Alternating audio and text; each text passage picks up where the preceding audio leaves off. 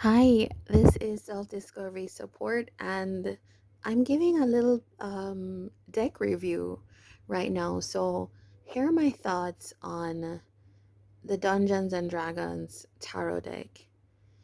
Now, if you plan to use this deck as like if you're expecting this is a tarot deck, but if you're expecting this deck, gorgeous as it is, and with 78 cards, to function just like your Rider-Waite-Smith tarot. Here's I have another one to compare it to, Tarot of the Golden Wheel. It's got it's got all the cards that the regular Rider-Waite-Smith would have. Like wheels is pentacles, you can translate that easily. The image has like a pentacle, and it has the major arcana. The Fool, Cups is the same. And I'm just showing you this as an example, right? To set you up for what I'm going to show you.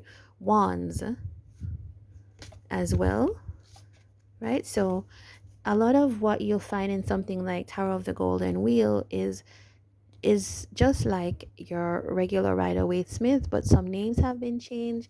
Some of the cards have been, just adjusted, but there's always like an indicator of what card it is, and it's very similar to the Rider-Waite with the king on the throne. But I have been working with the Dungeons and Dragons for since it came out. I bought it because it's gorgeous artwork, right? But this is what I was doing. the the cards don't have the name of the suit on it. It's just like the um, Tower of the Golden Wheel will have the name down here. It doesn't have that.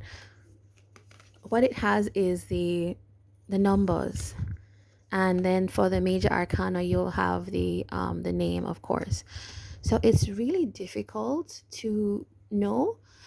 There are other decks that do this, but you can know from the image um, what the card is, right? So this one might be a little bit easier to see what it is, but it's definitely not similar to any Rider-Waite-Smith image. So it's somebody choosing something. So you might think, okay, Seven of Cups. But this is a judgment card, and the judgment card often is an angel blowing a trumpet, and then you see people awakening. That's not the same thing here, right? It could be very easy to mix this up. You could think this is somebody going off to battle, which it probably is, and then this is a four. So you might think, okay, what is this? Is this the Four of Wands? Is it the Four of Cups? Is it the Four of Pentacles? Um, I would have thought this is the Four of Pentacles, but it's not. It's actually, I think it's the Four of Strength. Now, that is a good point to tell you where I'm going with this. That the Dungeons and Dragons tarot deck has four suits, just like a regular tarot, but they're not the same ones. It's strength, intelligence, wisdom, and charisma. Now, for a long time, I just tried to like interpret them. So I would say, like, okay, wisdom is like um, cups, and intelligence is like swords, or something like this, and charisma is like wands. But I just could never remember the cards, and it became very counterintuitive to use, and like many people have put it down. But I've recently taken it back up and started doing readings with it, and some of the readings on my channel you can see have this deck, because what I found is that the imagery is very descriptive, and actually you can read intuitively really well.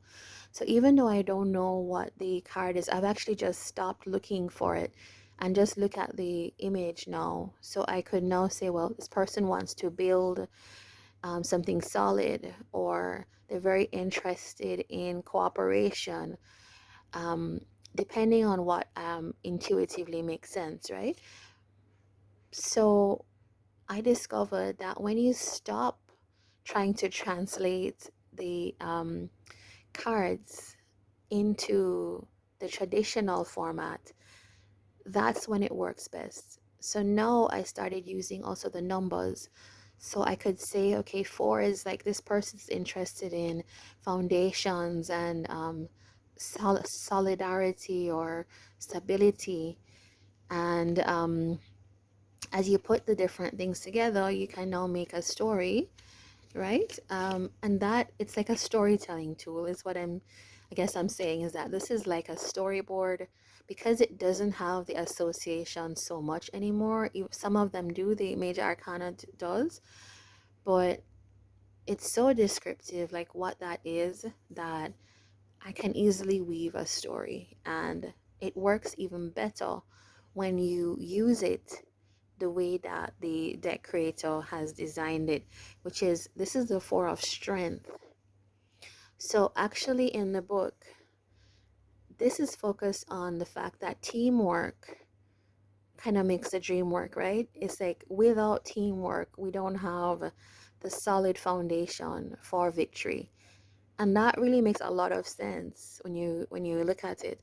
So I just wanted to give my thoughts on this deck that I've been using, and I really like it. But I mean, it feels really nice. The card quality is quite nice, and it's linen, and the color is great. You know, it's just a good looking and feeling deck. But a lot of people struggle with like how to use it. So I thought I would give my thoughts on it. Do you have this deck, and what do you think about it? All right, take care.